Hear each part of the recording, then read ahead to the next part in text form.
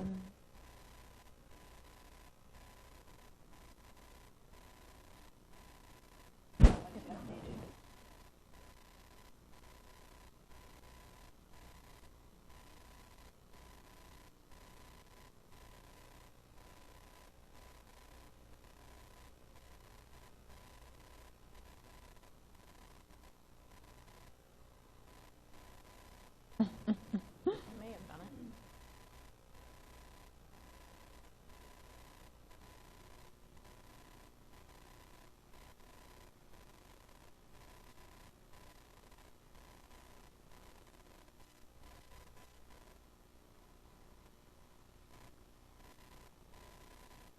Hello.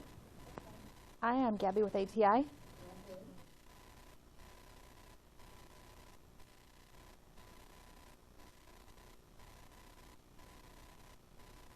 All right, so good afternoon. I am Gabby with ATI. And so we're going to go through and just kind of do the high-level website navigation. Again, very informal, so if you have any questions, please don't hesitate to ask. The first place I'm going to take you over to, so obviously once you log on to the atitesting.com, it's going to take you into the landing page, which is the faculty homepage. The first place I'm going to take you to is My Account. So this is where you go to make any updates to things like your credentials, address. Also, too, this is the person you're going to reach out to, your customer account manager, when you have questions around, excuse me, invoicing, or if you need to order any additional supplies such as textbooks or anything like that. So edit my profile. So again, this is where you're going to go to make any updates to things like your credentials, the change in an institution, your address, anything like that.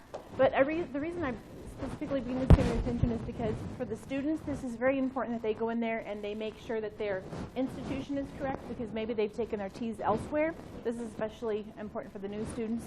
And then also to their expected graduation date, because that ties to the cohort in the products page.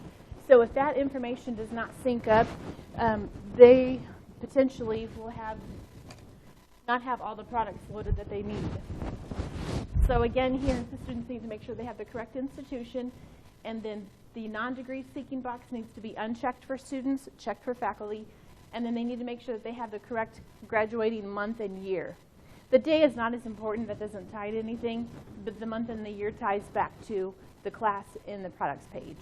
So just in case, sometimes we have that situation come up where a student comes in and they put in their product ID and they think they're good to go, and then nothing loads, and then everyone's frantic. They're like, what's going on? What happened? Things aren't showing up. And then we look over here on their profile and they're missing their graduation date.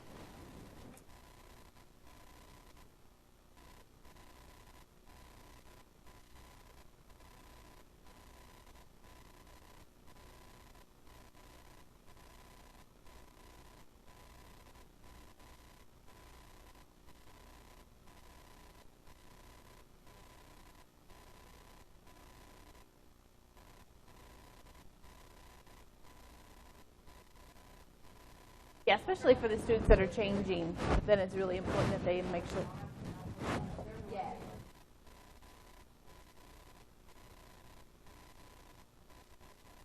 Yeah, absolutely. Perfect, perfect. All right, so the next section we're going to go out and take a look at is the ATI Academy.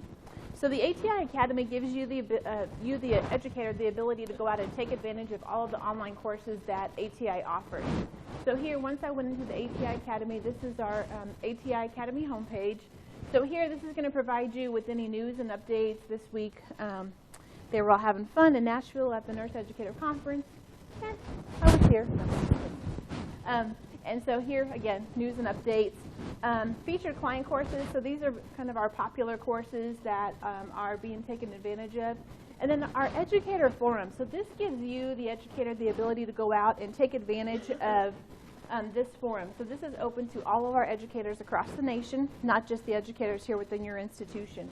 So maybe there's a hot topic going on. Recently, it's been flipping in the classroom. There's been a lot of chatter around flipping the classroom. And so people put out here maybe some of their suggestions, some of their best practices, things like that. So it's kind of fun to go out here and see what's going on. And then also, too, when you are ready to go out and take a look at the courses, you'll want to go, you can either go to search for courses or register for courses, and then once you have registered for a course, you're going to go out to My Courses. Anyone taking advantage of the courses in the Academy? Yeah, awesome, good deal. Lots of great courses are out there and available to you. And also, too, we offer the continuing education. Why your guys' internet? Love it. Also, too, we offer the continuing education courses. So you can take advantage. You can earn for every 60 minutes of course time, you earn 1 unit. So that's a great way to again, earn those units. The majority of them are free of charge. And then also, too, what you can do is take advantage of those courses. Do maybe once a month or once every 2 months a faculty lunch and learn. So you guys can select maybe for the course of the year. Okay. Throughout the course of the year, maybe you say, let's attend six of the courses.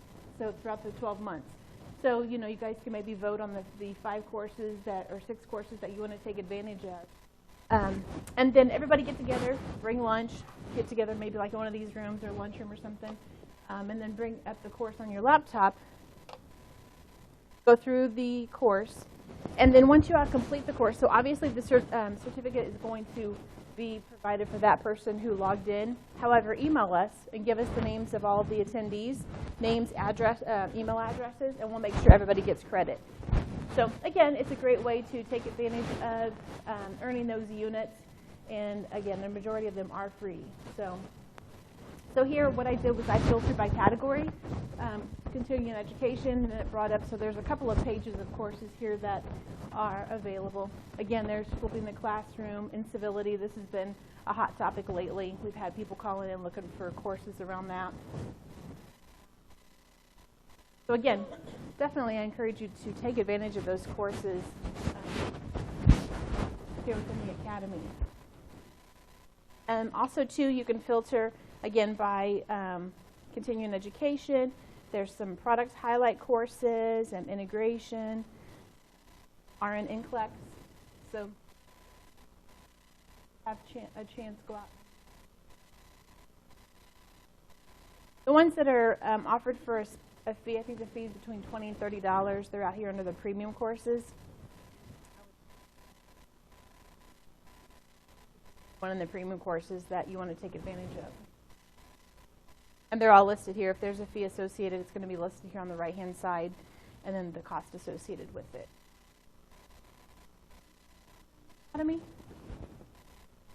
What are your thoughts around the Academy? Have you taken courses? Did you like the courses? Were they helpful?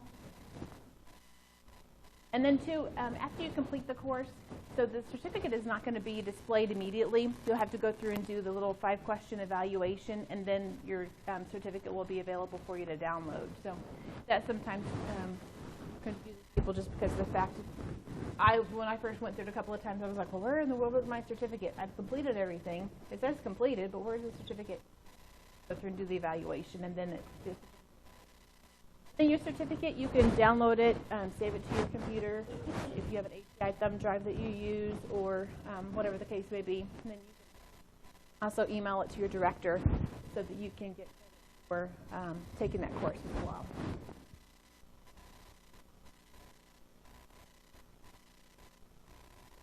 So that is, so we've gone through my account and then ATI Academy. So the next section we're going to take a look at is integration resources. So here, pretty much anything and everything that you want to know about ATI is going to be available here. We also refer to this as our tree of knowledge. So here, under assessment information, say for example, you're going to be administering a proctored assessment. You want to know how many questions are going to be within that assessment. You can scroll down here to the PN Content Mastery, depending on which program it is. Proctored 2014. And then here it's going to give you a list of all of the test descriptions for each of our assessments. Fundamentals.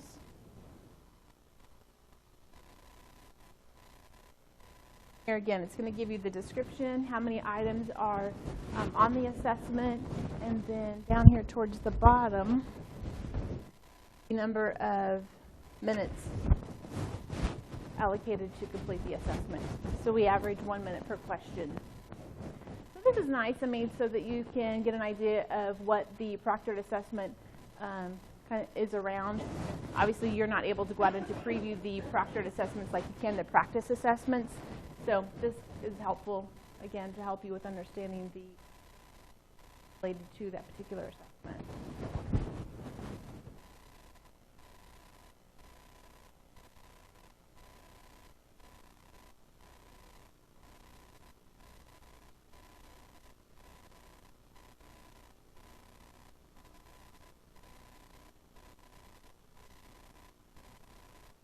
And then also, too, the proficiency level tables are also included here within the assessment information.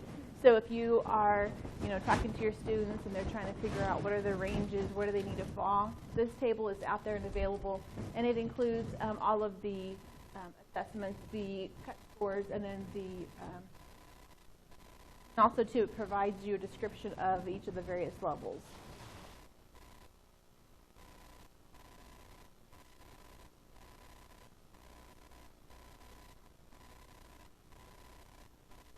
And then we also offer all of our textbooks online. Do you guys take advantage of the online textbooks? Do you guys use the online textbooks? So I always encourage educators and students to go out and to download copies of the online textbooks, save them to either their desktop or to a thumb drive, just because of the fact, well, two things. First of all, you don't have to then log on to ATI. Second of all, you don't have to have access to the internet. So maybe you're traveling in the car, you're on the airplane, you want to do some planning, or the students want to do some training or some studying, then they can go out, they can access their online modules. They don't have to deal with taking their textbooks with them, and then it's easy to access without having to log on to the internet or whatever. We'll bring up, so the RN is getting ready to be updated. This is 2016, so along with the NCLEX. So 2016, I think towards the middle of the year, we should have everything updated. The comprehensive predictor, I think probably this month, the end of the month, beginning of May, it should be updated to reflect.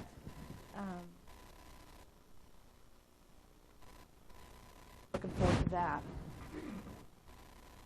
So to access the online textbooks, we're going to go out and just expand the RN Review modules. We'll go into the 2013 edition, and then we'll select, for example, so again, it's going to bring it up in a PDF format for you. You can page through. And then also, too, what I love about the online textbooks that are available that are not available in the physical form is the embedded media that's included. So anytime when you're going through the textbook and you see an M with a film strip, know that there's some embedded media there. That could be a video, it could be a chart, a graph, some type of media like that. So that's a great stopping point. So say, for example, you're going through and you're lecturing on Pain Management Chapter 4. You come to the embedded media. It's a great stopping point. You can play the video, again, get the students engaged, because we know when you're going through in your lecture and they start checking out, thinking about homework, thinking about what they're going to do tonight, whatever the case may be.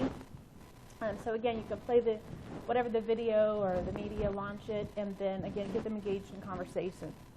Have them, play the video, talk about their thoughts around it. What would they do differently? Did they agree with what was included?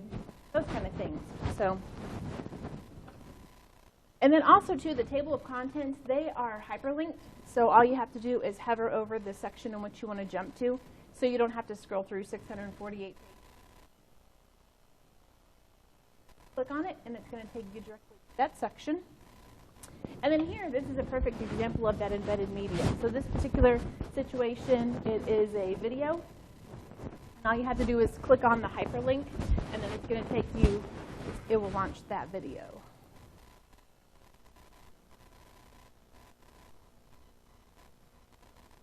Very nice, very nice.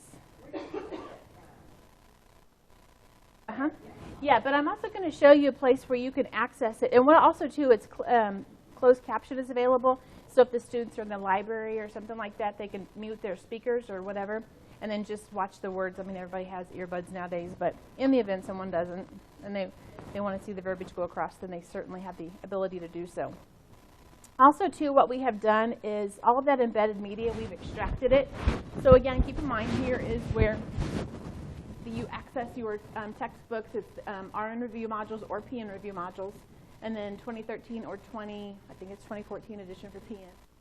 Down here where it says 2013 Media Index, we're going to expand that.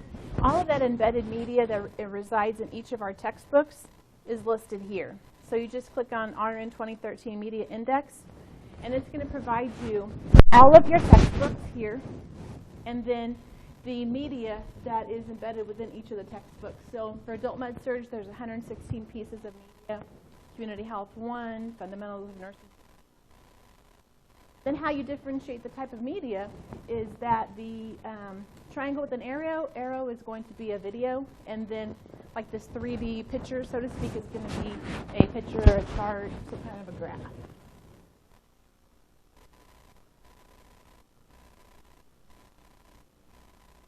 I always get a kick out of it. They're like, oh my God, it's so gross, and it smells really bad. I'm like, no, don't tell me that, please. So I love the media. I think it's great for the students too. The students also have access to this information as well. So yeah, lots of good information out there. I love it. A lot of people don't realize that it's out there and available. And they're like, oh wow, I didn't know it was there.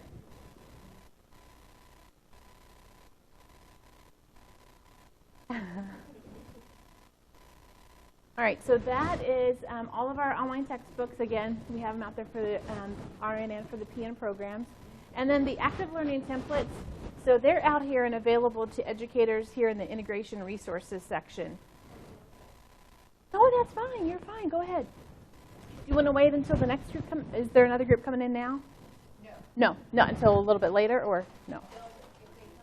Oh, okay, gotcha. Okay, gotcha. Okay. Well, thank you so much. I appreciate your time. Absolutely. And let me give you guys my card real fast, just so that if you have any questions or anything comes up and you need anything, don't hesitate to reach out to me.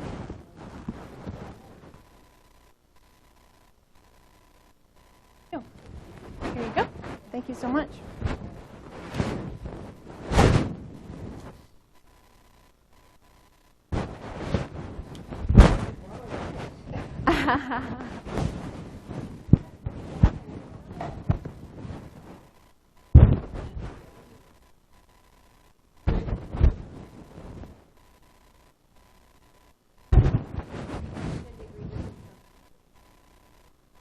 Yeah, there are lots of cookies and brownies for you guys.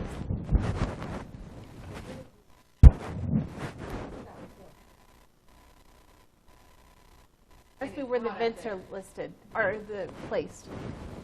Yeah, there's no vent up here. Why? Probably. Coffee and a cookie.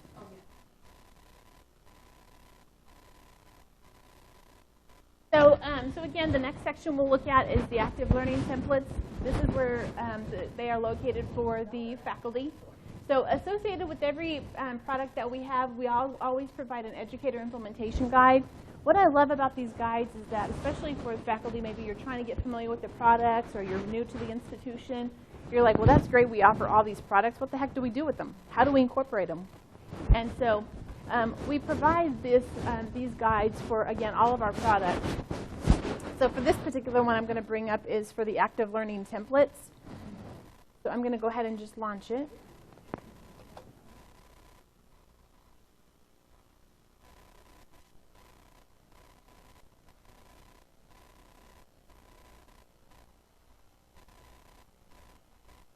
So the active learning templates and the educator implementation guide is going to give you the description, again, kind of give you a high-level description of the product, and then features of the product. So this one here, we have 7 types of active learning templates. And then benefits of using the product, in this case, the active learning templates. Recommended uses, so classroom activity, independent study, prep for class, prep for exams, prep for clinical experiences. And then my favorite part, this is, to me, the most helpful, is the implementation strategies. So for the active learning template, it provides you with some classroom-related activities. Some educators, what they'll do is they'll take the active learning templates and they'll send them like to their print shop or to like a Kinko's or Staples, have them blown up and laminate them, and then put them on the walls in the classroom. As they're going through and they're talking about, you know, the content, then they will break the groups up, the room up into groups, and assign a template, have them fill it out, and then have them present what they filled out on the template. So, you know, again, it's getting the classroom engaged. You know, they can obviously learn from each other. They can bounce ideas. Well, I would have thought about doing this, or I don't agree with that. Why did you come up with that? And those kind of things. So these are great ways to, again, get the class engaged and not just using them for remediation with their focused reviews.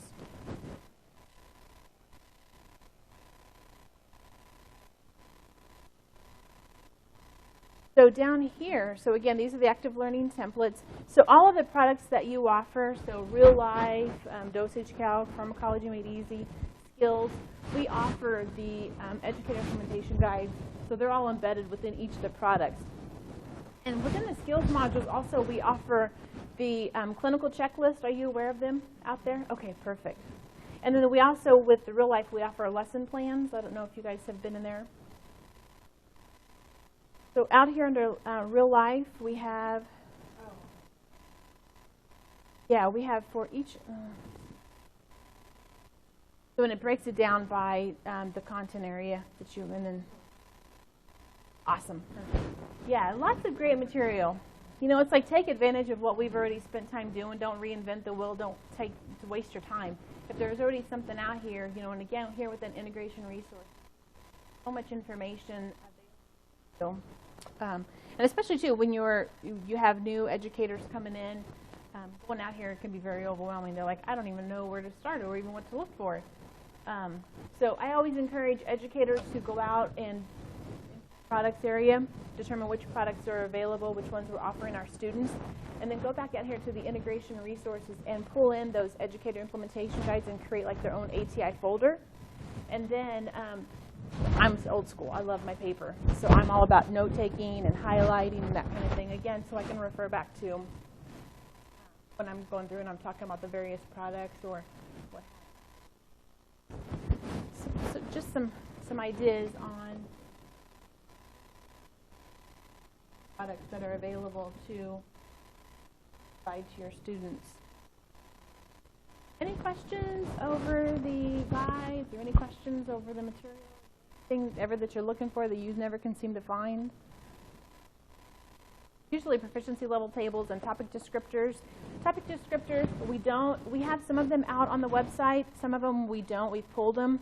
If you're ever looking for them, just reach out to us if you can't find them, because that means we may have pulled them, but we can always provide them to you. We'll just provide that disclaimer to please not to share that information with the students. Again, it's completely for our educators. So, but certainly if you're looking for something like that and it's not, happy to provide it to you.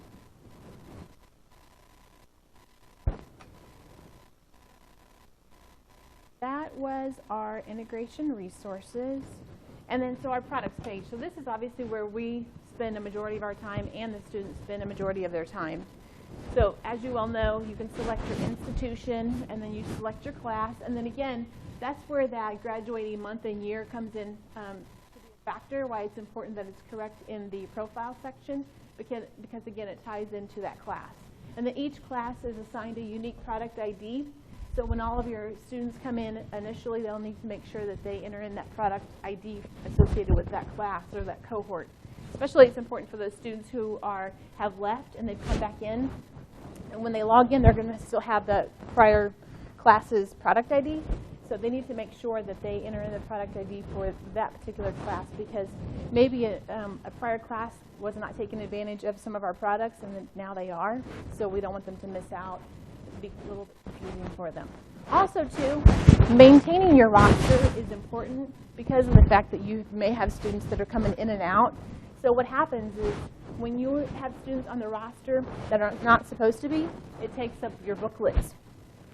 So you may get in a situation, say, for example, if you have 20 students in your class, you have 20 booklets, and then you have a person who dropped, but then a new person who came in. The old person, if they're not removed from the roster, that new person's not going to have access to anything. they're not going to be able to get into the tutorials because there's not a booklet available to them. So just some little odd things here and there that happen. You know, the student will say, oh, I can't get in. I added my product ID and everything, and we'll take a look at the roster, and we're like, oh, well, there's some students in here that shouldn't. Maintaining that roster is helpful for you. And it's all you have to do is when.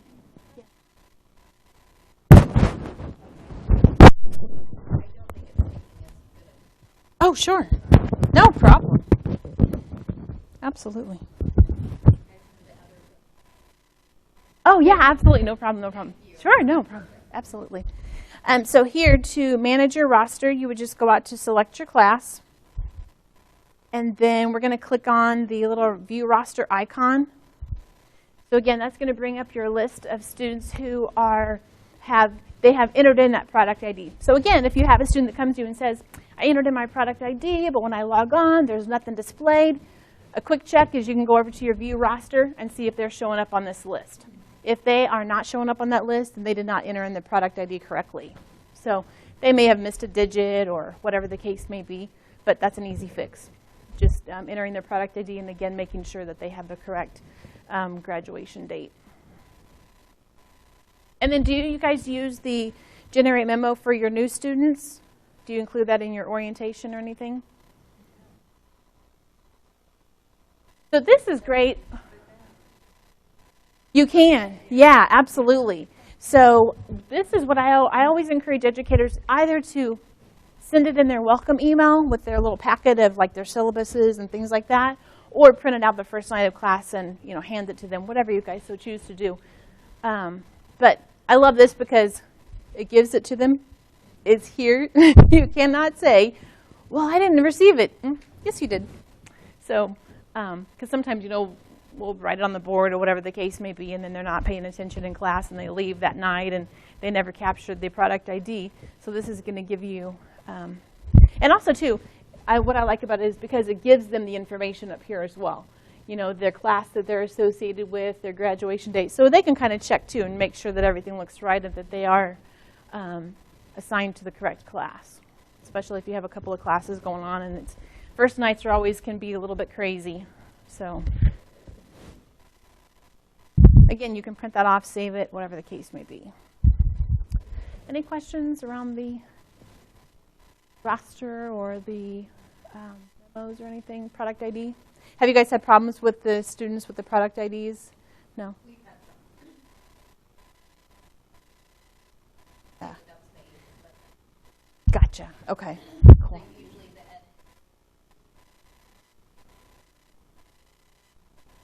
Gotcha. Okay. Awesome. Good deal. Good deal. Good deal. Perfect. You guys are on top of it. All right. So the next section we'll go in and take a look at is we'll just kind of step through our tutorials. We won't spend a whole lot of time here because I would like to spend some time in reporting and then also Custom Assessment Builder. And have you guys been through the new student portal yet? Have you looked at it? We'll take a look at it so you can see what it's going to look like. So again, here is the tutorial section. So on the new portal, it's going to be mapped out different for students because if you notice now we have the Learn and Apply test. That's how the new student portal is mapped out. This appeared maybe the end of last year. I logged on. I was like, oh, something's going on. Something happened.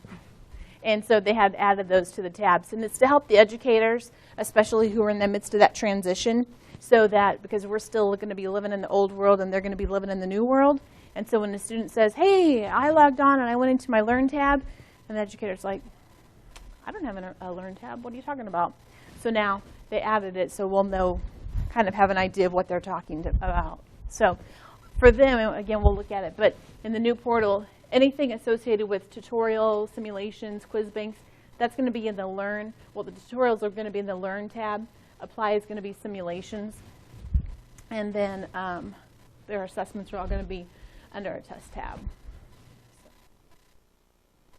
looking forward to it. I can't wait. So here within the tutorials, obviously once you click on so say for example in the Pharmacology Made Easy, once you click on that plus sign to expand, This is going to give you a full view of all of your modules that are within the respective product. So again, anytime you see the skeleton key, you have the ability to go out and preview. So I love that because it gives you the ability to go out and take a look at what the students are seeing. And then sometimes too, when they'll come to you and they'll have a question, then it gives you the ability to go in and to see what they're talking about, to kind of help guide them through their questions or what have you. Also too, anytime you see these locks, when they're green, that means that they're enabled. And if you click it, it's going to change to red. That means it's going to be disabled and it's not available to the students. So anytime you do make any changes, so say, for example, you are working in Pharmacology Made Easy, and this is a new class, and you don't want them to work ahead. You just want to leave Introduction to Pharmacology Made Easy available, and then you want to disable the rest of them. All you have to do is just go over and click each of the locks and make them red, and then save changes. But if you don't save changes over here, save changes is not going to appear until you actually click the lock. But if you don't save changes, your changes aren't going to take. So we've had that happen a couple times, and they've been like, well, I went out and I changed the lock, and it's still, you know, not showing up or whatever. But so I like to be able to go out into preview. So to preview the module, do you ever go through and preview the modules? Yeah, awesome. Just click on the little skeleton key, and then you can either preview the lesson or the test. Do you take advantage of the tutorial pre-test and post-test?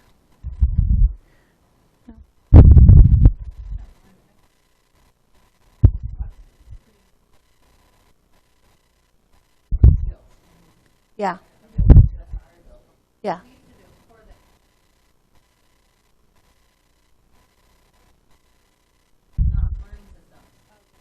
Oh, yeah. Mm-hmm. Gotcha. Sure. Not as much. In Learning System, yeah, because Learning System has that pre-test and post-test. Yeah. I remember doing Yeah. Right. Is it? Okay. Okay. Awesome. So do you typically assign the tutorials as homework, or do you use them as in-class? Homework. Okay. Well, I like it because you can go out again, you can preview, I mean, you can see what the students are seeing, so it can help you with maybe sometimes troubleshooting when students have questions, or, you know, they'll question the drugs or what have you. Then you can go out and see exactly what they're talking about and, again, help guide them through.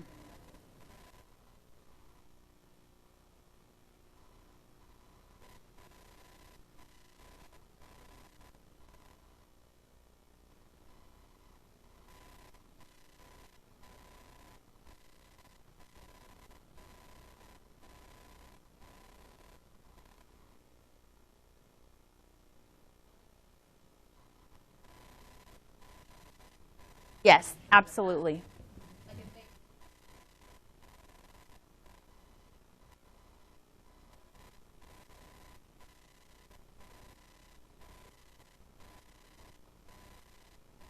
Right, right, absolutely. And you know, what we have done is, you know, we really align our products and our resources, our review modules to the NCLEX, so that, I mean, our goal is to really provide the students for the NCLEX. And so what we have tried to do is, you know, we're not here to replace their core curriculum, we're only here to enhance it. So what we've done is we've gone through and we have only provided like that core content that they really need. And we've tried to extract all of the fluff that is associated with textbooks. Again, not that we're trying to replace the core curriculum, but our goal is just to enhance it. So when you are looking at the review modules, you'll see a lot of times they're bulleted and there's not a lot of paragraphs and things like that. Again, the reason is we're just trying to provide that core information that they need to help them with the NCLEX. So same holds true for our tutorials. We always try to just provide that core information that they're going to need. Again, we want them to, you know, think of themselves as a sponge for this year, 2 years. So going through, taking notes, taking advantage of the rationales if they're turned on. Do you turn the rationales on? Yes? Okay, awesome. So yeah, in the practice test, do you typically turn them on first or when they do a retest? For practice assessments? All the time? Okay, cool. Yeah. And then what about set time between attempts? Do you ever use that? No. So what we do, I mean, this, again, is completely up to you, but what we recommend doing is setting this, because what happens is students will go out and they'll take an assessment, and they will not get a favorable score, so they will turn right around and retake the test. What they're doing is they're memorizing the questions and not the content, which is what we want them to avoid doing. So we encourage setting a time between attempts. I think 8 hours is good, between 4 and 8 hours, just because of the fact they are not able to go out and take that test again until they have done some kind of remediation. So, because if they turn right around, you can see in their transcripts, you'll see a student who they've gone out and they've taken a test, and then they turn right around, they went from a 50 to 100, and they went from 28 minutes to 5 minutes. Yeah, you know what I mean? And so you're like, wait a minute, okay, so clearly they are memorizing the questions. And when I talk to students, I always try to explain to them, you're never going to see these questions again. You need to focus on the content. So you need to read the question, engage that critical thinking, think of the key terms that are being asked in that question, and then the answers that are being presented to you. They may all be the correct answers, but there's one best possible fit. And so, again, it's so important to focus on that content and not trying to memorize those questions because, again, you're never going to see those questions again. So,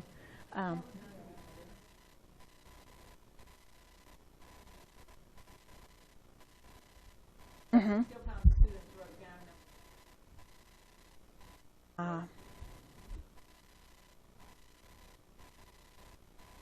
Really? Yeah, rating. Because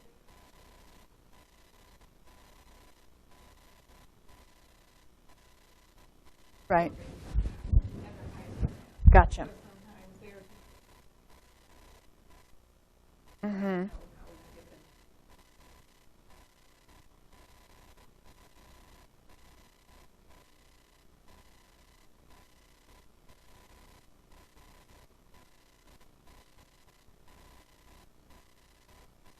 Yeah. Right, yeah.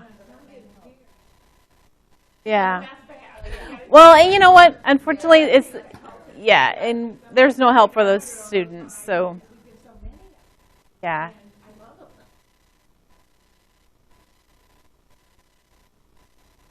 Right. But, for those students who are really truly not engaged and they're just going through the process to go through the process, they're going to get weeded out towards the end anyways because they're really not going to succeed because, their mission is not is different, and so in hopes that they're not going to pass and they're not going to be on the floor caring for our family members because if a student's not engaged and they're really not into it, I don't want them taking care of my family members, So ideally, they will get weeded out and they will not complete the program. Or if they do and they sit for the NCLEX, they're not going to pass it, And hopefully, at some point, there will be a light that goes on that says, hey, wait a minute, I need to turn this around. I need to get engaged. This is really what I have a passion to do, But something to think about. Things that make you go, So again, practice assessments. You have the ability as the educator to go out and to preview them so you can see what your students are seeing. Also, as you know, you can enable and disable, and then your rationales, you can enable or disable. Sometimes educators will disable the rationales for the first test so the students can go through, take the test, see how they do. And then when they get ready for a retest, they will enable it so that the second test is not only a test, but it also gives them the opportunity to do some studying as well, capturing some notes. So again, it's completely up to you how you want to do that. Just some options out there. And then our proctored assessments. So again, those are the assessments. So practice assessments and tutorials, they can be accessed and taken anywhere. Proctored assessments, they can only be taken in the testing center.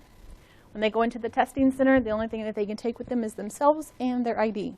They cannot take purses, handbags, backpacks, nothing like that. No cell phones, no watches, no Google Glasses, nothing like that. They will try, they will try, they will try.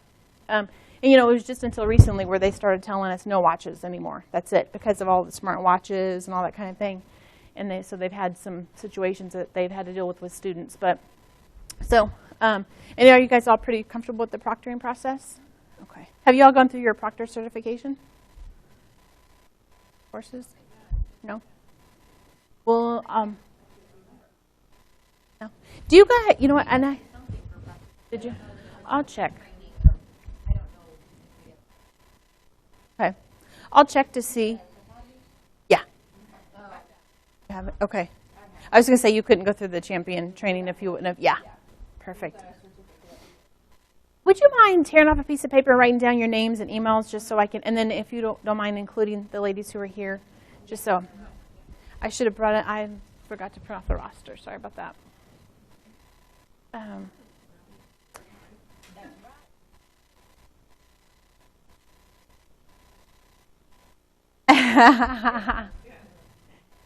So I'll just double check and make sure that you guys all have completed it. And if you haven't, I'll load it for you and I'll shoot you an email and let you know it's out there and ready for you. It's no big deal.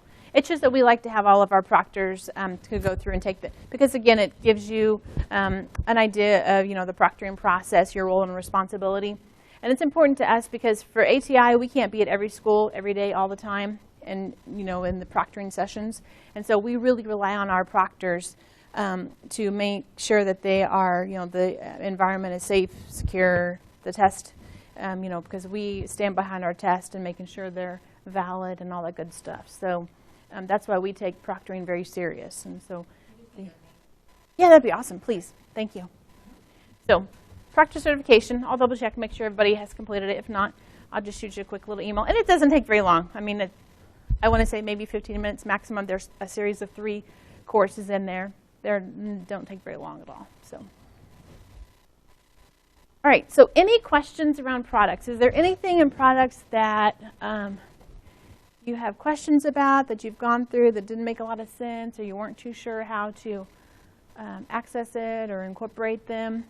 Do you incorporate a majority of the products into your curriculum? Have you guys gone through like a curriculum alignment? You have? Okay. Okay. Okay. Nice. Perfect. Perfect. Awesome. Awesome. Yeah. Yeah. Very cool.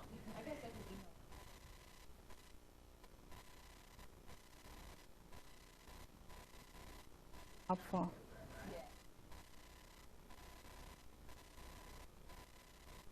Right. Right. They'll be like, oh, what is this? Or,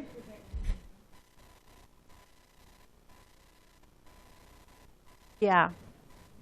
The curriculum alignments are very helpful, so, I'm glad you guys. Did somebody come on site and work with you? No.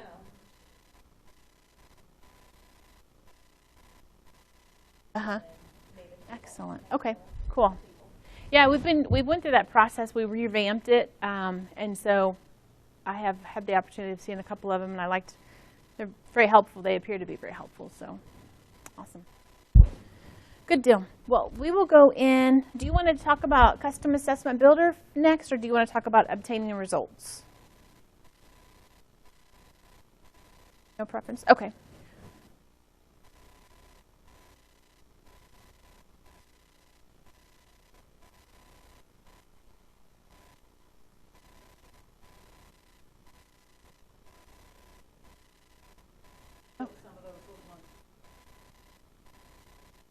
Okay. It has, definitely. Definitely. Well, we'll go in and we'll talk about results, and then we'll go in and we'll talk about Custom Assessment Builder. Okay. All right, so say, for example, we have administered our PN Pharmacology 2014 assessment, and we want to go out and view the results. Are you guys okay with looking at the test results? Okay. So I'm going to go out and I'm going to copy this assessment ID. And let's go over to our results page. So here you have the ability to go out and to pull a group report using your assessment ID. You can pull an individual report. Keep in mind, though, an individual report, that is going to give you the results for each student, obviously individually. So once we put in that assessment ID, it's going to take us to the next page, which is going to give us a list of our students. And then you can select which students you want to pull in, or you can select all of them. For the group report, I'm going to go ahead and just paste in our assessment ID and click Build.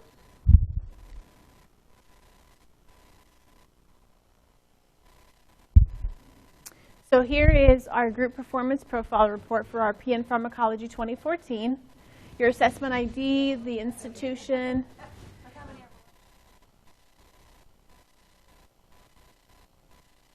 Some areas of opportunity, that's all it is, just areas of opportunity. So they had 50 questions. Their adjusted group score was 55.9, and then their group national mean is 53%. percentile ranking, 70. And then again, obviously, their performance summary table. Level 2, you have 6. That's good. Level 1, 12, and then below level 1 is 3.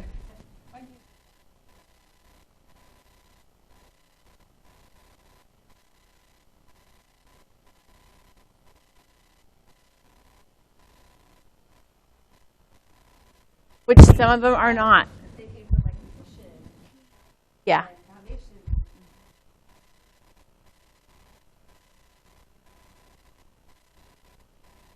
Hmm. When it was Yeah. Yeah, and I have, that question has come up in the past, whereas, when they go back to do remediation, it gives them all the other review, it'll give them like nutrition, and it's, and they're like, what? But I was focusing on pharma, so I get it. I don't, they haven't, yeah, right, yeah. I agree. I don't have an answer for you. I apologize. I mean, it's not a bad thing. Right. Sure. Absolutely. Yeah. Agreed. Yeah. Yeah.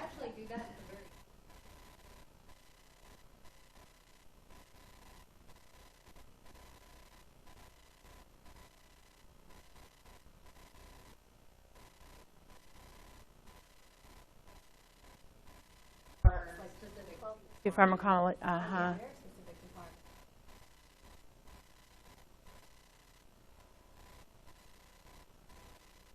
So in your yeah, right. Okay. Interesting.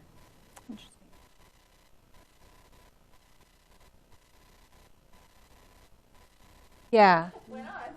Well, this topic has been brought up to me, so I have presented it to our content team. So we'll see. So if there's anything that comes up like that, I mean, definitely please let me know, because yeah.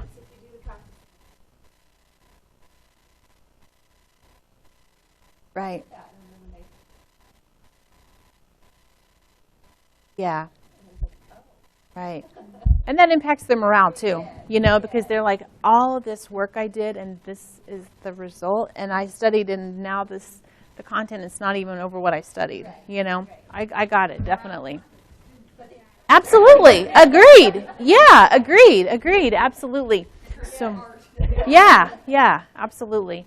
Well, and I mean, you feel like that this is a direct reflection of your teaching as well, and so I totally agree. And so I have posed my concern to the content team, and so we'll see what happens. But I will definitely reiterate to them that this has come up again, and so let's see.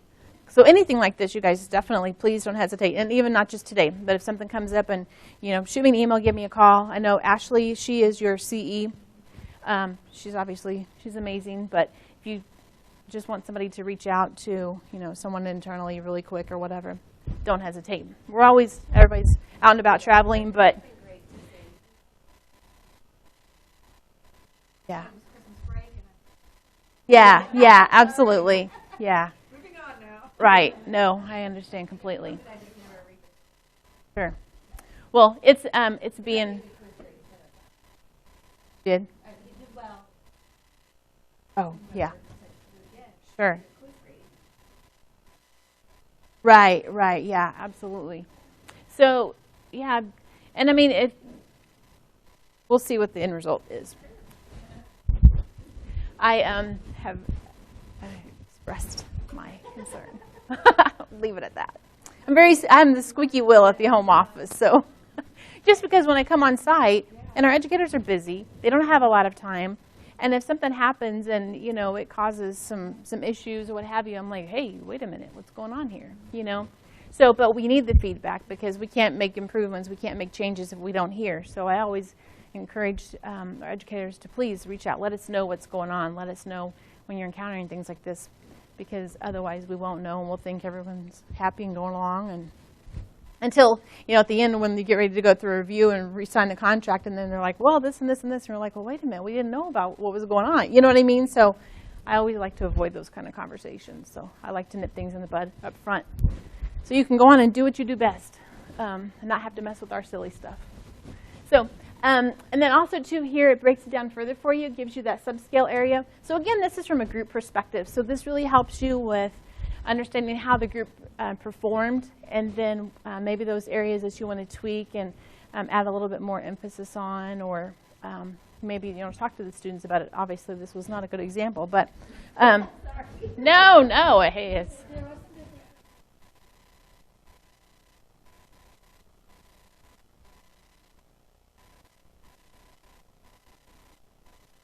Did you? I'm sorry, a group focused review or?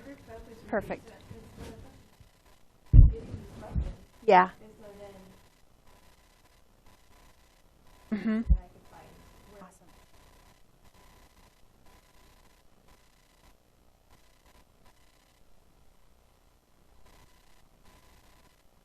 Ah, okay. Mm-hmm. Right.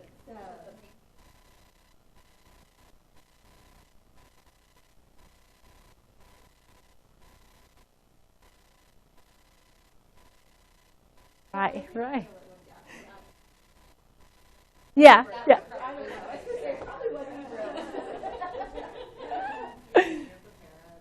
Yeah.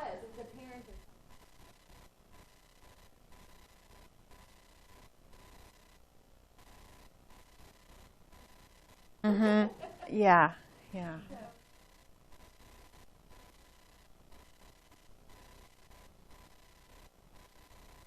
Right. Yeah, definitely. And there is also, too, on the how-to section, that guide that helps you with walking you through the steps for creating that group focused review, just so you know. It gives you kind of the step-by-step. And then also, too, here, so this is going to give you, again, your topics to review. But the problem is with the group reports is that it doesn't give you your review modules and your active learning templates. All it does is kind of break it down for you, your content areas, and then your sub-content, and then your topic areas, so to speak. So creating the group focused review gives you that, gives you your review modules and your active learning templates. And then obviously the individual reports also give you the same information. And so the individual report that you have access to here, and then also I'll just show you real quick. Your outcomes are available, and then your second to the last page always provides the individual scores. So again, the student's name, their proficiency level, and then their score. And then the last page of our reports, we always provide a score explanation and interpretation. So just in case if anyone has any questions about the level or the scoring, that kind of thing, you can always provide them with this. So the individual report, which this is the one that you have access to. This individual report, this is going to be the same report that the students receive in their focused review. It's called the assessment report. So here, once I put in that assessment ID in the individual report section, this is what it brings up. Here's a list of all the students who took that particular assessment. So you can either keep them all checked, or you can uncheck them and just select a couple of them. You want to look at their reports from an individual perspective. Also, too, you can export the information in Excel. I don't know if you prefer to work in Excel versus PDF, but you can certainly do that.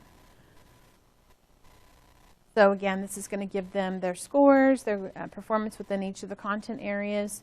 And then here's those topics to review, where it's going to give them their review modules, and then the active learning templates, the recommended active learning templates. What I always encourage students to do is to print off their assessment report, and then when they print off their active learning templates and fill them out, once they finish with that process, have like an ATI folder, so to speak. So put in their assessment report and then all of their filled out active learning templates behind it, and then keep them for each of the assessments that they take. And then at the end of the course, or the end of the program, when they get ready to take the comprehensive predictor, they have a great study guide that they can go back and revisit and touch on those areas where there was some areas of opportunity. Because otherwise, they're going to go throughout the program, and then when they go to take their comprehensive predictor, they're trying to study everything all over again. And so again, this just helps them with kind of putting some emphasis on those areas where they were a little bit challenged throughout the program. So just another suggestion for creating a study guide for the students. Any questions over the reports here? And then also too, if you want to run reports against your tutorials, you can do that down here. So you would put in your tutorial ID and then select which module or all modules, and it will pull up the information for your tutorials, such as which tutorials they took, if they took a test within the tutorial, what was their score, how much time they spent in the tutorial.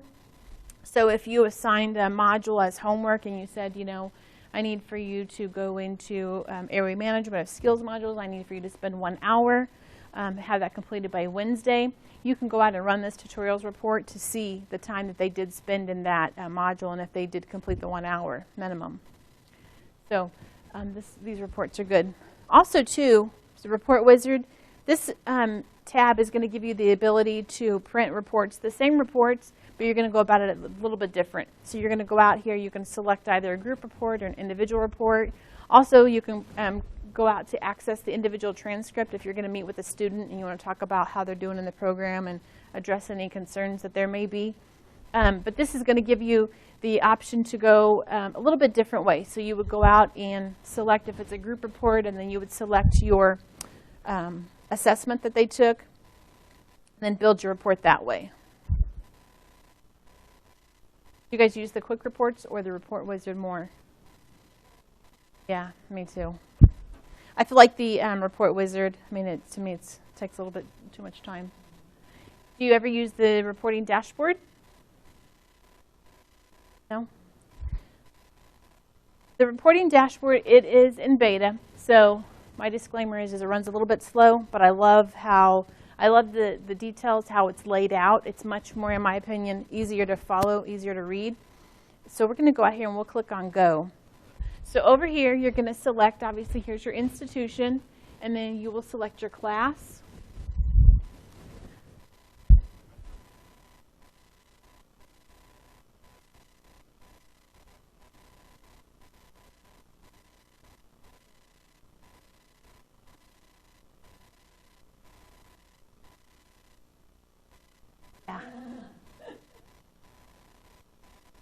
You can run a large comparison report. We could run one for you that takes you back to the beginning of time, and it pulls in all the cohorts, all of the assessments. It doesn't give you individual assessments, I mean, from the students, but it gives you the assessments, and then there's the cohort scores.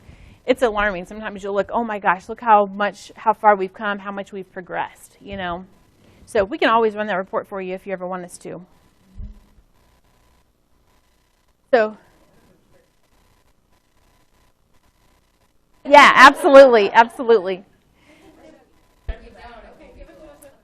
Yeah. I'll be like, oh, it didn't work that day. My tool wasn't working, sorry. So out here I selected our class and then I clicked Update Report. So what it's going to do is it's going to pull in all of the assessments that this particular cohort has taken. So here's your proctored assessments, and then here are your practice assessments. And then, obviously, you know, you can scroll across to see all of them. And it's also going to give you your group score. And here's your assessment ID, just so you can double check and make sure.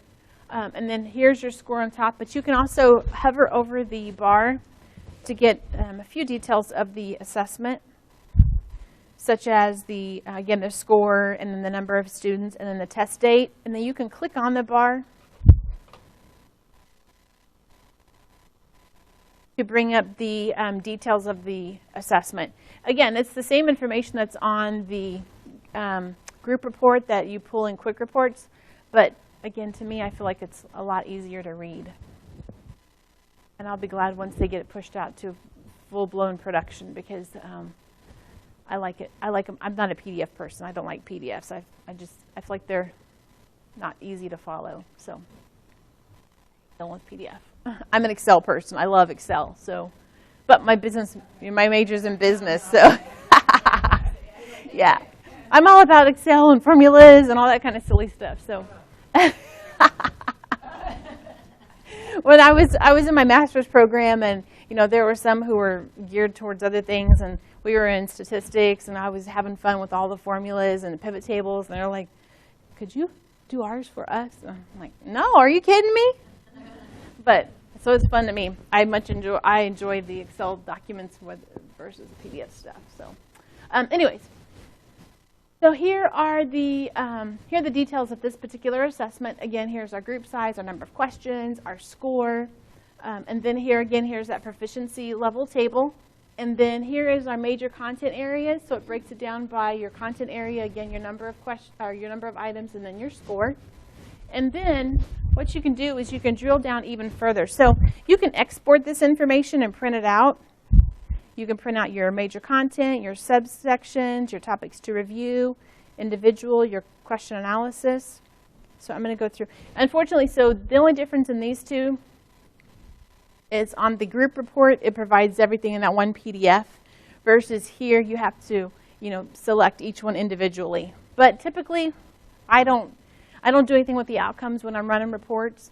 Typically, what I'm after is the topics to review and the individual. So let's bring it up.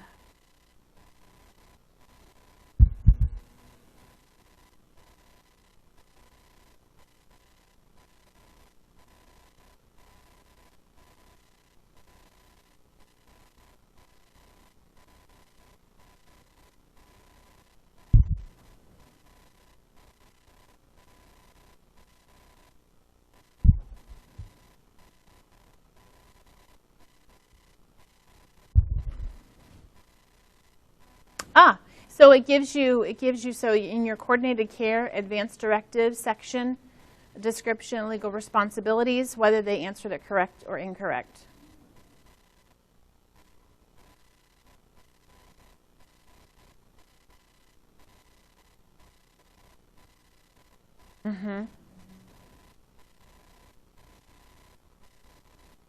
That's there and available to you. And from the individual perspective, it gives you the students and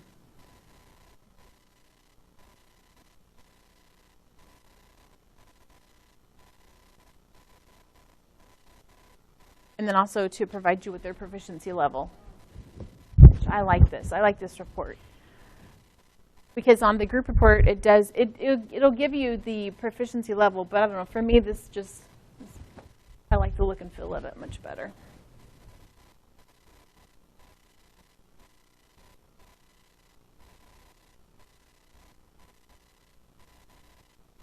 Yeah, that's what I'm like attracted to. I'm like, where's the red? Are there red? I want to see red. That means what's going on. So, yeah. Yellow, I'm like, we're good there. We can bypass that one. So, anyways, I like the dashboard. I use it a lot. That's kind of my default to go out and when I'm trying to do some troubleshooting when clients have what have you.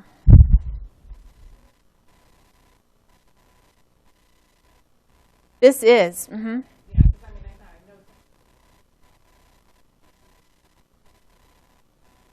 it breaks it down here for you. So like here's your right here. And then you can also run these reports from an individual perspective as well. So for each of the cohorts. Again, just like when you're going to run an individual transcript, and maybe if you want to meet with the student or you want to see from an individual perspective how the student is doing in your cohort, then you can also run it here as well.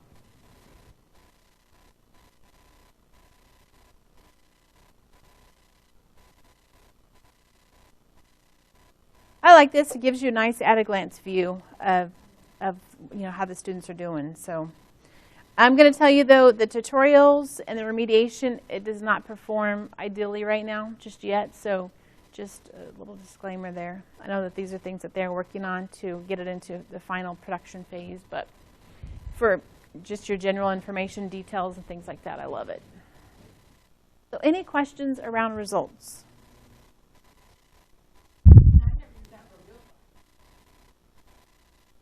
If you could. You can go in here, down here to use your report and put in your tutorial ID.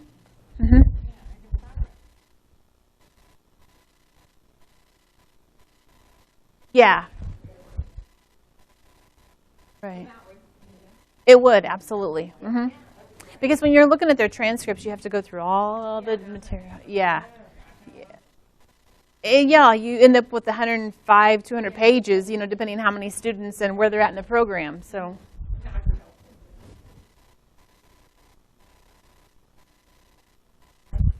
and then also too, so the faculty, they have access to the focus reviews, so you can actually go out and see your students' focus reviews.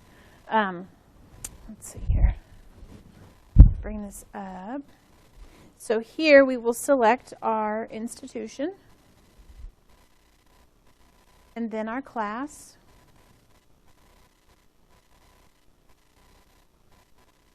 And then you would select your assessment.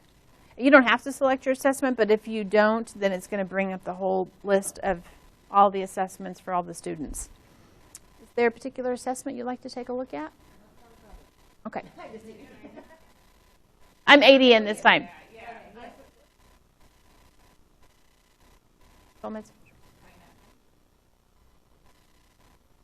Nope.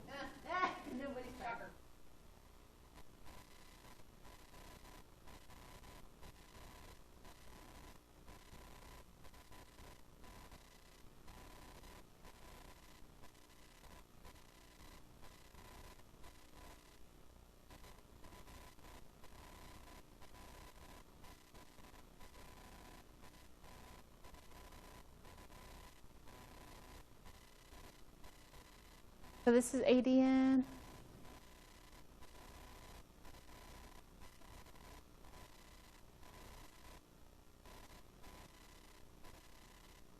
Oh, yeah. What about fundamentals? I would think fundamentals.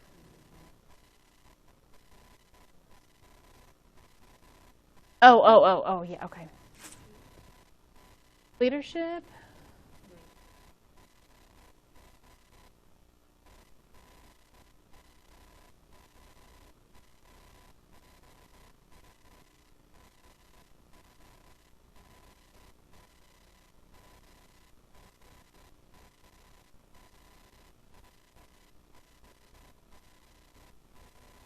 Well, once they take an assessment, whether it's a practice assessment or a proctored assessment, and if there's a focus review, whether they did it or not, it should drop in here. And if they have done it, it's going to capture their time. If they haven't, it's just going to say 0.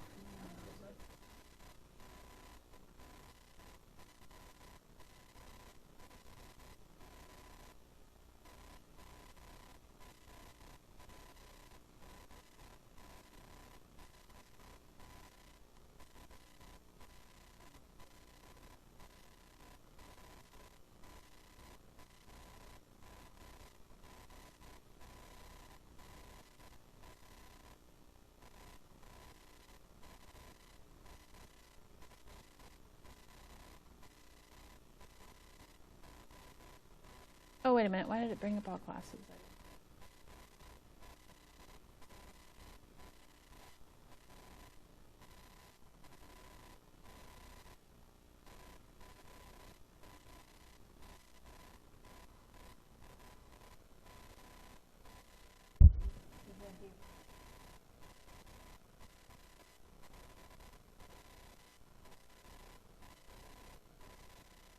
So here, this one is the focus review for the comprehensive predictor. So again, this is exactly what the students would be seeing as far as from a focus review perspective. So it gives them the name of their assessment, their content area, and then it breaks it down for the subscale items. And then too, so here we provide them with videos or web page dialogue. And here, just so you know, because what happens a lot of times is that students will go through a couple of them and they'll watch the first frame or two and they're like, this is the same video over and over and over. You have to get past like the first couple of frames and then the content will change in relation to the area that you're focusing on. So some of the videos are repetitive throughout the focus review tree. I don't deny that, but sometimes I think they get a little impatient. Yeah. And so they watch one frame and they're like, oh, because the nursing process, you know, it has the little circle of the implementation process, and so they'll see that and they'll be like, I've already watched this. I don't need to watch it again. Take it a couple of steps further and just make sure. So in case if they ever come to you and they say anything about it. But then also, too, within their focus review, Again, this gives them their review module that they need to go back and remediate. Again, we don't give them the questions that they missed because it's irrelevant. Again, we want them to focus on the content. And so we give them the chapter in their review module as well as the recommended active learning template.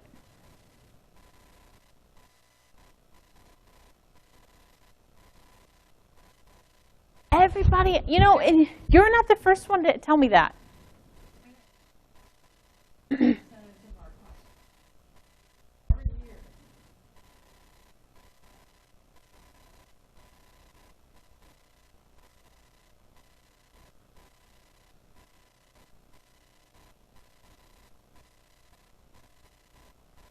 Oh, okay.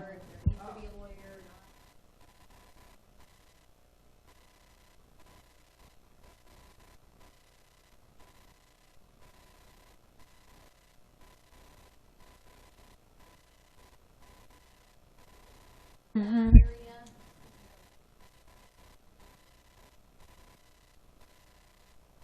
Right, right. Probably so. That's probably the case. Yeah, exactly. Yeah.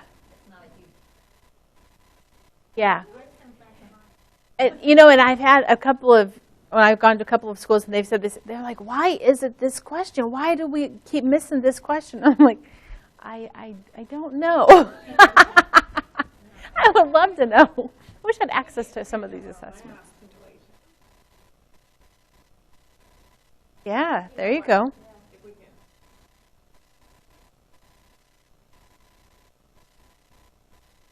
Hmm.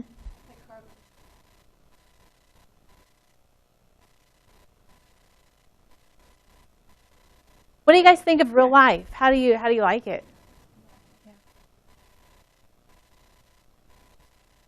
Yeah. We've gotten a lot of really positive feedback, and we hope to expand and offer more. So that would be awesome. I've been through a couple of them, and I killed my patient. So I'm not going to try to take care of you. I'm so sorry. But they're kind of fun. Some schools, you know, they'll use it to, like if a student misses clinicals, they'll allow them to take that in place of going to clinicals that day. So we've gotten a lot of really positive feedback. So I look forward to them putting together some more. So we've had some requests.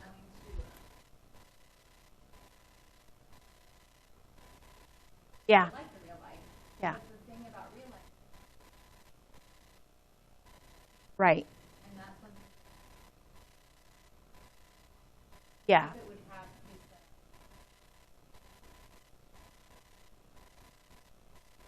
Mm-hmm. Yeah, I have heard. I've not gotten to experience that, the Avatar ones, but I have heard about them, and I've heard some people really like them. Yeah. Mm-hmm. Yeah. Sure.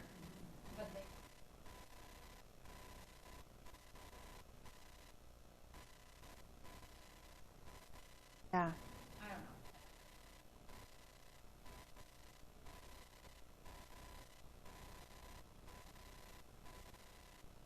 Right, right. Yeah, exactly. It's like, which do you know, because they associate it as real life. They try to make it as real as possible, and I think that they try to capture that with, you know, the videos of really going in and interacting with the people. So they would lose that. But, you know, it's like kind of,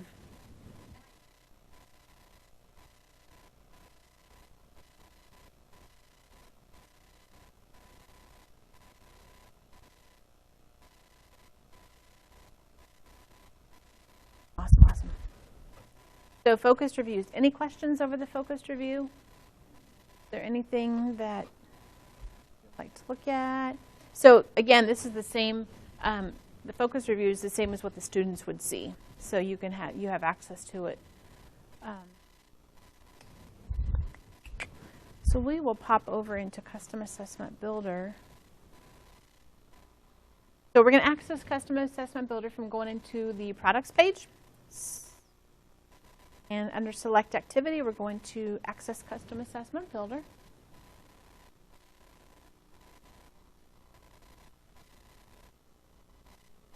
All right, so here, if you have already created some assessments, typically they'll pop up here, or you can go out and you can search, apply your filters, and then you just click on Create New Assessment when you want to go out and create a whole new assessment. Assessment.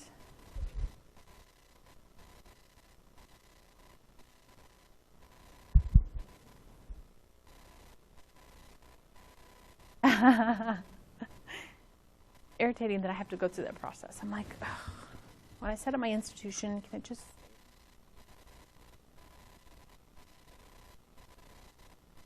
So we're going to go out, we're going to assign our assessment name, and then our assessment type, whether it's practice, proctored, or paper pencil. So we'll do a practice. Topics to review, I always leave on.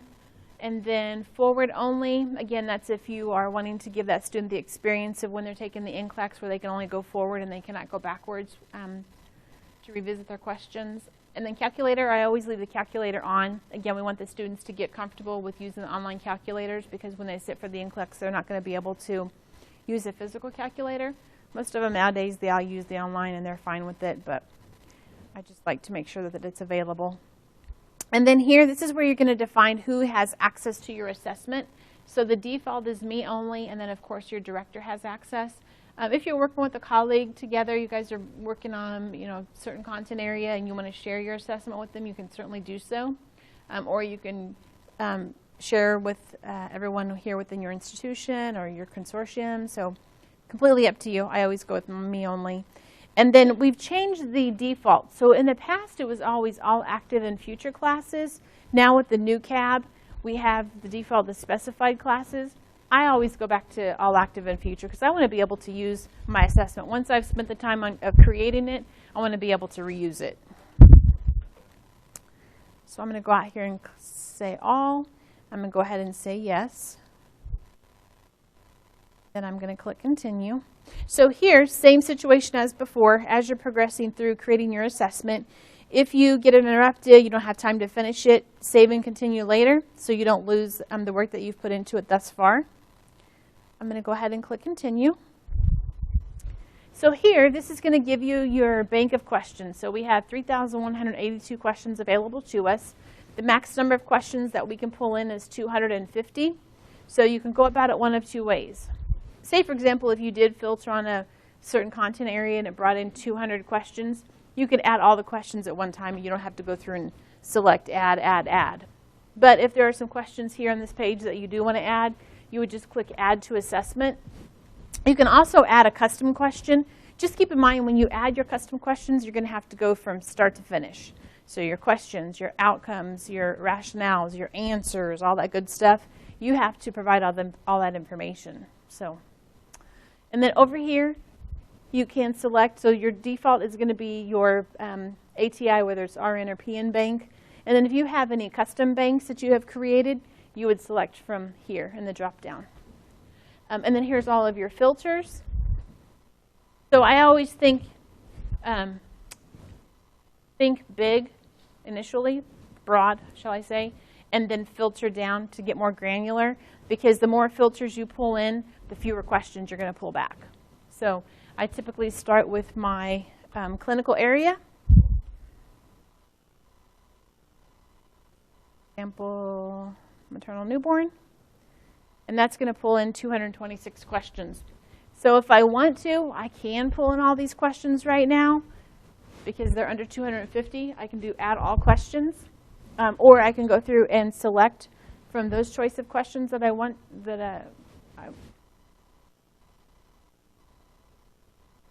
I can go through and select from the questions that are available.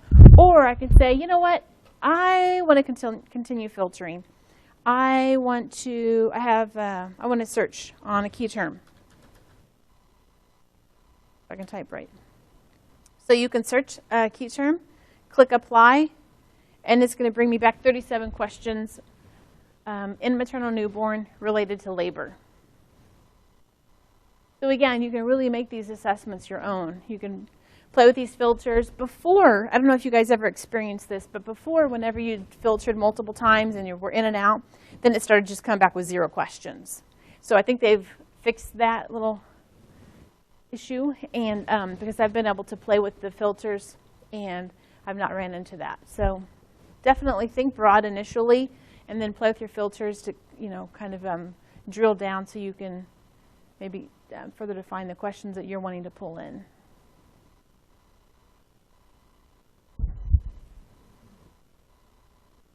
Then also, too, you down here, yesterday I had somebody, they were wanting to pull in all hotspot questions. So we just created the assessment, we selected hotspot, and it pulled in all questions related to, or that were hotspot types. I don't know what they were doing, but I didn't ask. So anyways, you definitely have the ability to go out and to further define the types of questions that you would like to pull in.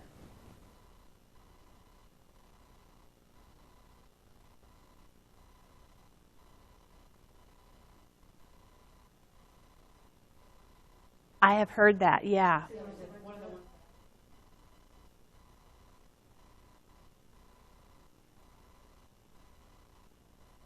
Yeah.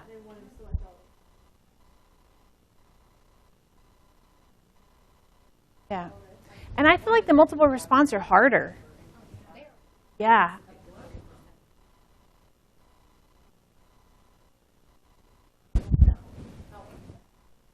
Mm-hmm. Mm-hmm.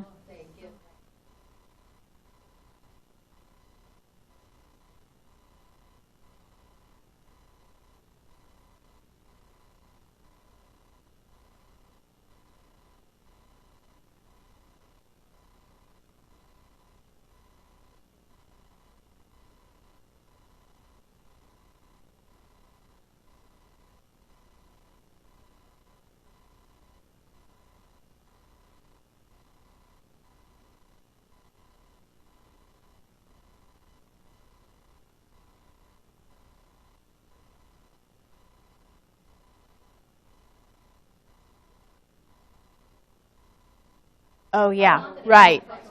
Right. Right. Yeah, that's a good question. I wonder. Yeah. Because yeah.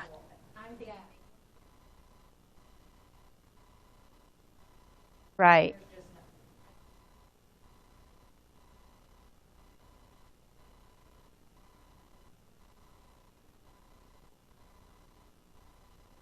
They are. They are. Absolutely.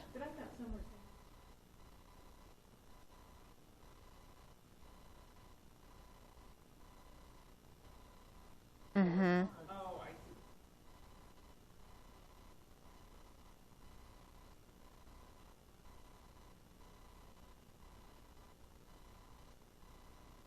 RN? Yeah, RN. Oh.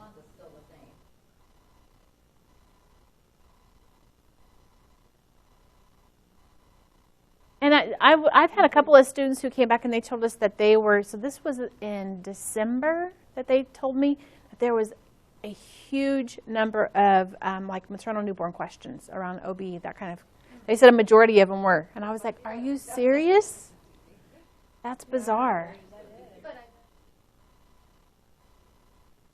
Yeah. Yeah, true. Yeah, true. Yeah, exactly. Yeah.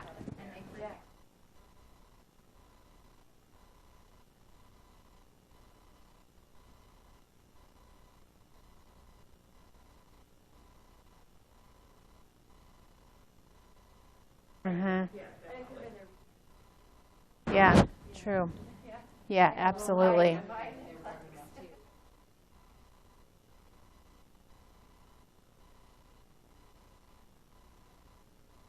Sure. Yeah, very true. That's a good point as well. Yeah, absolutely.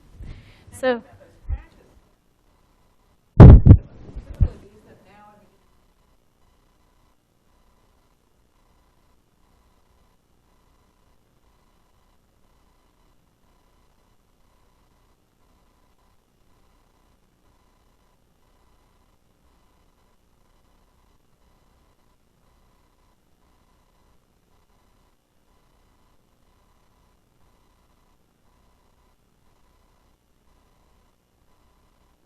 Yeah, because Go for it, Sue. Why not? 'cause Got the summer off, you know. there you go. What more to do? Yeah, that's right. Maybe.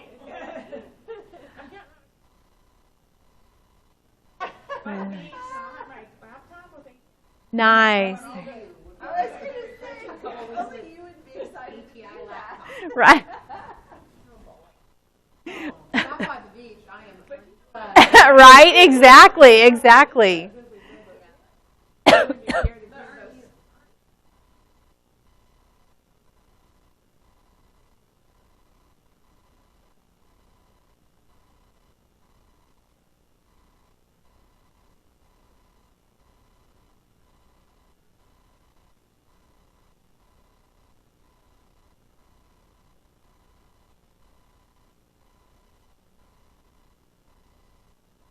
Ooh. I don't know, but if they're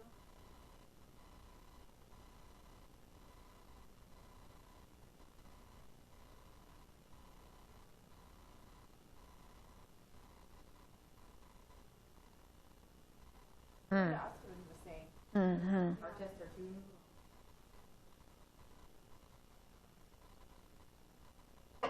There you go. Absolutely. Right?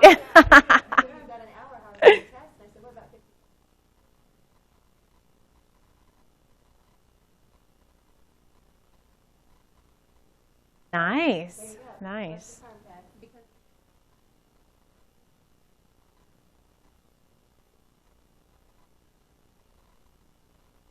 students are taking, those students.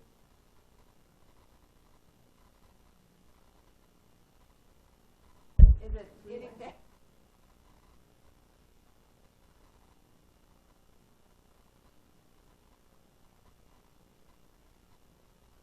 Oh, yeah. They want 100. They want, yeah, absolutely. They have a higher chance of passing. Mm-hmm. Yep, exactly. Less questions, yeah. Is that testing? Right. Yeah. Hmm. Because they're. Yeah. Right. Yeah. About 50 questions.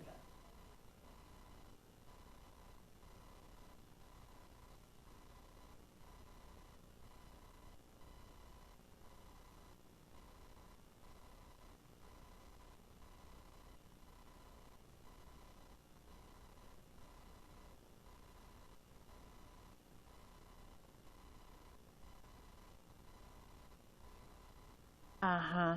Yeah. And I mean, ours, we have some of them that are 90 questions, and I'm thinking, oh my gosh, I mean, that's a lot. I check out mentally. I'm not a test taker, and so I was also going to show you integration resources. There is a critical thinking guide for students that you can share. If you have any of those students who have like test anxiety, I'm one of those. I can sit, I can study, I know it, I know that I know it. I sit in front of a test, I blank out. I'm totally not engaged in the test. I would rather just get up and walk away. I would rather write a paper. Yeah, absolutely. Give me a 50-page paper to write all day, every day. I'll do it, no problem. I have no problem, but you put me in front of a test, and I just like, choop. I don't focus at all. Yeah. So the guide, the critical thinking guide, I've read through it a couple of times, and definitely I would share with your students because it is helpful. So because I am one of them. And I have some students when I go through student orientations, they're like, I hate testing. I'm scared of taking tests. I know that I know the knowledge. I have it in my brain. I know it. But then when I sit in front of a test and it's timed and there's that pressure, I shut down and I can't do it. I'm like, I totally feel you. So the critical thinking guide, it's in integration resources under the assessment information, critical thinking, and it says student guide. Definitely, print it off or email it to your students if you have the students who are having some anxiety with testing. And I hear too that when the students go for the NCLEX, they'll come back and they'll tell us the NCLEX was way easier than the ATI assessments. I'm like, that's a good thing, right? Because you were very well prepared. So, I think that's a good thing. And we want them to be able to go in and, fly through their NCLEX and do great and pass. So that's the goal. All right, so we have talked about Custom Assessment Builder. Do you ever create pop quizzes? You can use Custom Assessment Builder for that. You can also create custom assessments and then use them as in-class activities. You guys go through the assessment together as a class, so bring it up on the projector once you create your assessment and go through and answer them together, which is a kind of a good in-class activity. Again, gets them engaged, it's boring just to sit and listen to an instructor, you know? Yeah, absolutely. So getting them busy talking and engaging with each other and with the instructor, that kind of thing, bouncing ideas off of each other, I think it definitely helps. Hello, yes. It's been, wow.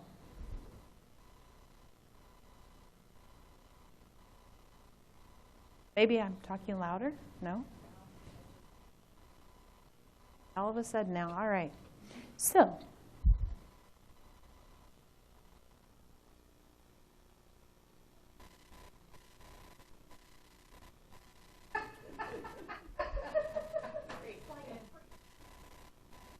oh, you're fine.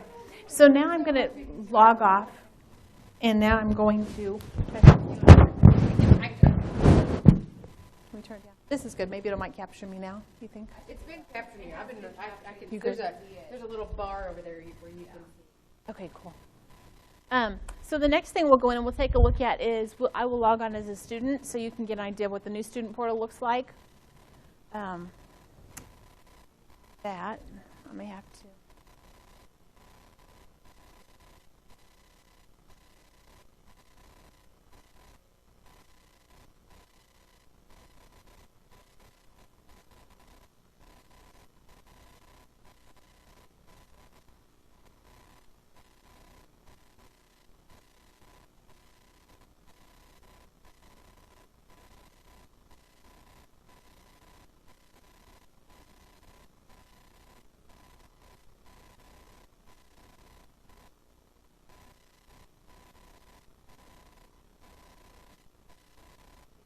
Profile real quick.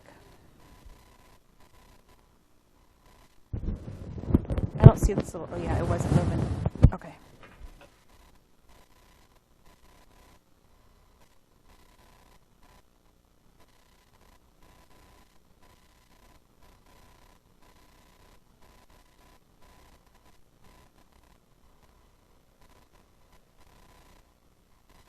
All right, so this is what the new student portal is going to look like.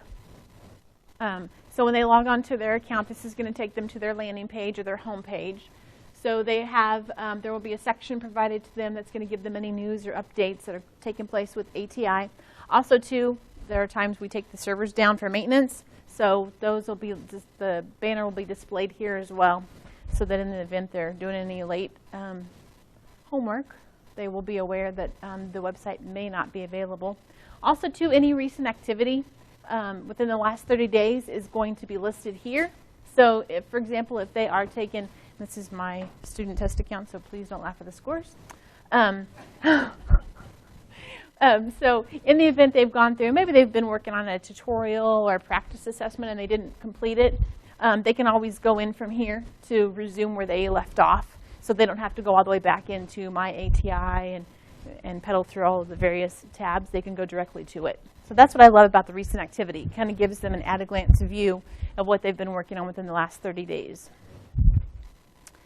And then here within my ATI, so this is where we spend our time today in the products page. This is now referred to as my ATI. So they have access to active learning templates. They can sort by their content area, and then down here, sort by the type, which is whether it would be their textbooks or tutorials, whatever the case may be. And then high disabled products, I always encourage students to check that, because if they leave it unchecked, then all of the assessments that are disabled, they'll show up gray on their test tab. And it's just, there's no reason for it. It can be a little bit, not confusing, it's just more busyness that it's not necessary. So here on, It defaults to hide. Yeah, but sometimes students they'll get curious and that kind of thing. So so here on the Learn tab, everything will be available, such as the modules, the tutorials, things like that. So again, I love the look and feel of it. I just feel like it's so much cleaner, so much easier to follow. So say, for example, huh? Yes. Yeah, so it's tablet and mobile accessible. What is it? 7 inches. 7 inches or bigger as far as the screen. So, and then also too, they don't have to use Firefox anymore. They can use any browser. They don't have to deal with Silverlight. They don't have to deal with the Adobe updates. Oh, I can't wait till we roll over to it and to the faculty. So students, the goal is by the very latest, the end of June. We're just trying to get past the testing period right now. And then faculty, the goal is, I think, the end of the year. So.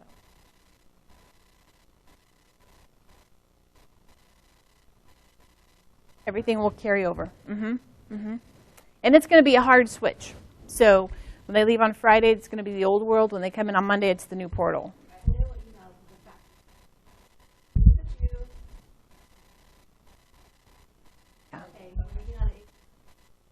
Yeah, and I'm going to, yeah, right, yeah. Yes, ideally they will. Fingers crossed. I know, yeah, and then December was kind of rough for us. So, things of the past. But in the how-to tab in the faculty portal, there are some great videos and some PDFs that you can provide to the students. I would encourage you to start talking to the students about it, encouraging them to go out and try the beta version, because when they log on as a student today, they can click on try it now, and they can go into the new, it's the beta, so it's not everything is there, but at least they can get comfortable with the new look and feel, so it's not like, oh my God, what happened on Monday? What happened to my stuff? I can't find anything. So hopefully to minimize that anxiety because, obviously when they log in on Monday and it's completely changed, they're going to have a lot of questions. So, but I feel like it's pretty intuitive. I feel like once they bounce around a little bit and click on the various tabs, they'll get pretty comfortable with it pretty quick. So, so again, the Learn tab, the review modules, they'll be listed here as ebook, and then they just click on where it says ebooks, and it's going to bring it up for them. So they'll have access to the textbooks, which are here on the left, and then here's those media resources here on the right, which I love. I love that they've put it, because now, before I feel like you're hunting for everything, now it's visually laid out for you, and it's, from a usability perspective, it's, in my opinion, spot on. So I like it. A lot easier. So I'm excited about it. I can't wait. I think the students will be excited about it as well. And then I don't have any here, but the tutorials, they'll be listed here as well. And again, it's this tile-based environment, so to speak. So it'll list like Pharmacology Made Easy, and then they'll just click on to begin to access it. And then the test tab is where all of their practice tests and all of their proctored assessments are going to be housed. Again, they can view by the types, whether they've accessed them or not, and then if they're looking for, say, for example, they're going to take a proctored assessment, they can select proctored or vice versa, whatever the case may be. So here, it starts off with your practice assessments. So again, it's the name of the assessment. If they have already taken the assessment, there's going to be a retake button up there if one is available, such as for the practice assessments. Also, too, if they have taken an assessment and their results are available, it will be displayed as results. If they've not taken it yet, it's going to say begin. And then there is also where, I don't think I have one, but it'll say continue. So say, for example, they've been working on a practice assessment and they stepped away, logged out or whatever. They can come back into it and they can resume where they left off. They'll just click on, it'll say continue. So I like it. And then to view the results, they'll just click on results. And this is where also, too, when they go out here for, I don't have an example of it, I need to go out and play with my test account, but they will have a box up here that says focused review, and that's where they will go to create their focused review.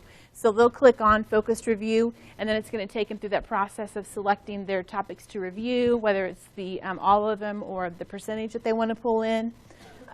So that box is going to appear right here if there's one available. This is a custom assessment that I was playing with yesterday or day before, and so there's not a focused review for it. But so again, it just provides the students with the results of their assessment so they can go down,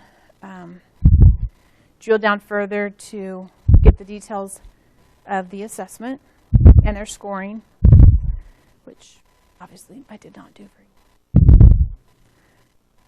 And then also, too, they can download the report. It's there and available to them.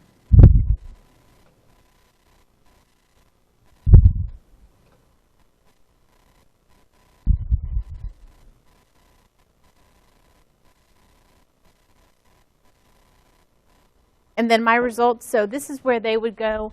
So today when the student goes into my results, there is the tab that has the, it says proctored practice or tutorials tab. So now the layout, it's going to start off with the proctored assessments, and it will take them, so now they don't have to click on each of the various tabs to get to see what focus reviews are available to them. They can just click on my results, and it's going to give them the list. So again, it starts off with the proctored assessments, and then say for example they were working on a focused review. Here on the far right hand side, here's focused review. They would just click it, and it's going to bring up their focused review. Same information, same content, just the layout is different.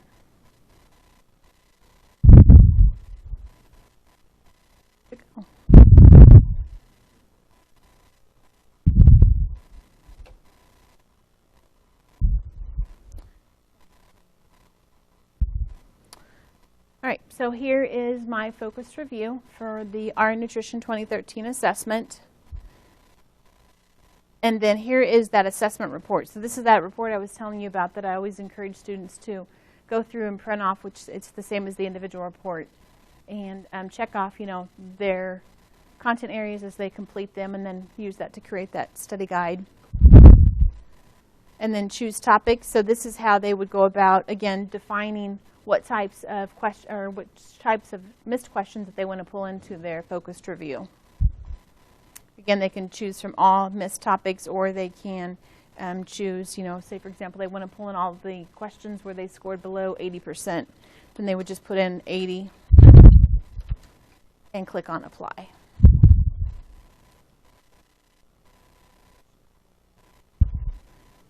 Those areas.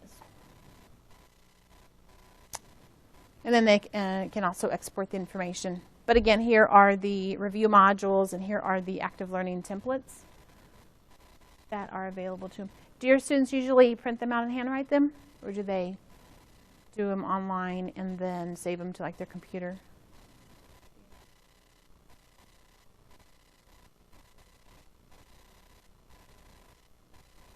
Yeah. Awesome. And I think maybe Online. yeah. Yeah. Right. Awesome. Yeah, because we have a tendency to retain the information, I think, better when we print them off and handwrite them versus copying and pasting. But if they do want to save these so that they can fill them out online, they need to save them and then fill them out. If they try to fill them out here, it won't work. So they'll have some problems.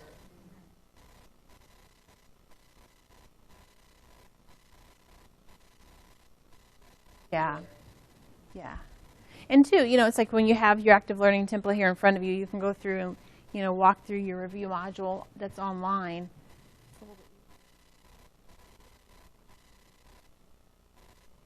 Areas of opportunity.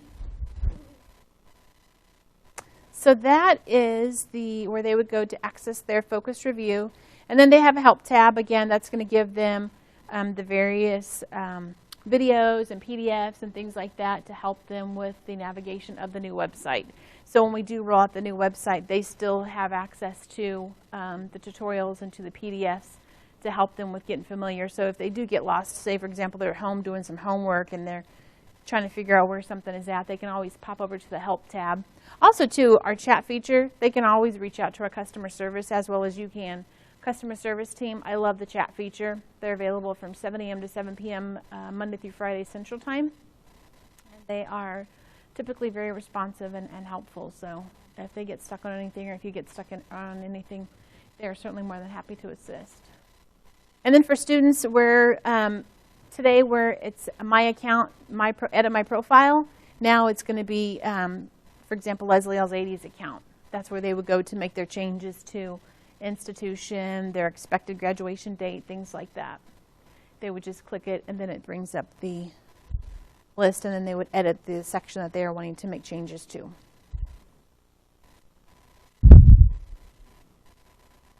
Any questions over the new student portal? No. I'm going to take you in real quick to the, so how late are we going till? Do you know? Okay, all right. I wasn't too sure, so with my timing being a little confused. And my first name is Leslie, my middle name is Gabrielle, so that's why I go by Gabby. I've had people, they're like, who's Leslie? That's me. I thought it was maybe your kid's name. Yeah, no. No. Just my furry cat, and her name's Amira. She's on all my passwords, so.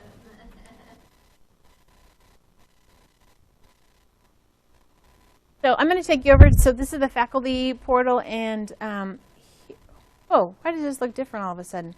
Oh, they took out the message from Greg that was over here. Wasn't there the message here early? Yeah, there was something there. Yeah. I'm like, whoa, wait a minute, what's going on? Whenever I see anything on the website, I always call them immediately, and they're like, oh, here it goes. Like, there's a misspelling. They're like, all right, thank you, Gabby.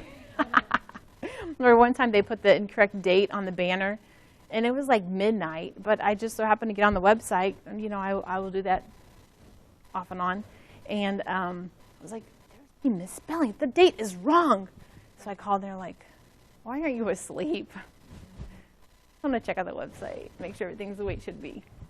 I'm in front of the clients, right? And so I am out here, and so if we have a wrong date, and then we have someone's complaining because the date didn't match or whatever the case may be, I'm like, let's prevent that from happening. I don't want to cause any confusion for our clients. So anyways, the how-to tab.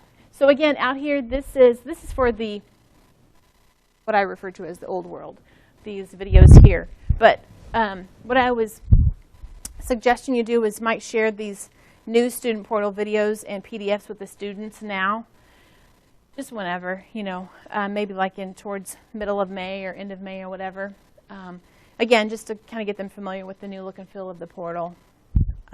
Product training. So this is where you can go. We were talking about creating those group-focused reviews. This is a great guide that helps you with creating those group-focused reviews. There's a couple of things that you have to do to make that happen. You have to go out and close the assessment. And so this is going to take you through step by step on how to go on about doing that. So great guide out there. And then we have our, so they're back out here. They had pulled these, the custom assessment guides down, but they're back out there now. So the user manuals are out there for the new custom assessment builder. Very helpful. So definitely, if you guys have any questions or, you're wanting to know kind of step-by-step on how to use custom assessment builder, that is a great guide that's available to you.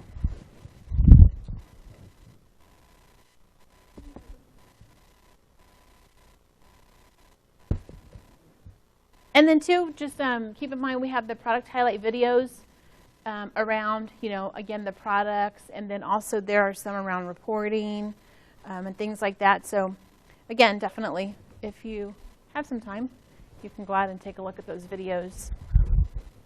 And then our customer service team, again, here you can initiate a live chat with them if you have any questions. And then there's our 1-800 number and our office hours. I think that we are actually extending our service hours a couple of weekends this month because of testing season. So I think that they are working on Saturdays and Sundays as well. Definitely don't hesitate. But if you have questions or if anything ever comes up, please don't hesitate to reach out to myself or Ashley. We are certainly more than happy to assist. So even, not that I'm encouraging weekends and evenings, but I know we all do. So if something comes up and you need help with something, don't hesitate to reach out. You know, I don't want you guys to frustrated and things happen. So we can typically walk through it pretty quick, and certainly more than happy to do so. Any questions? Is there anything that you would like to see that we didn't talk about? Anything that we walked through that you wanted to know a little bit more about?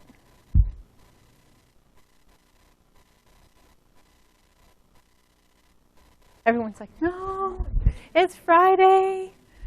I want to go home. Yeah, absolutely. Okay.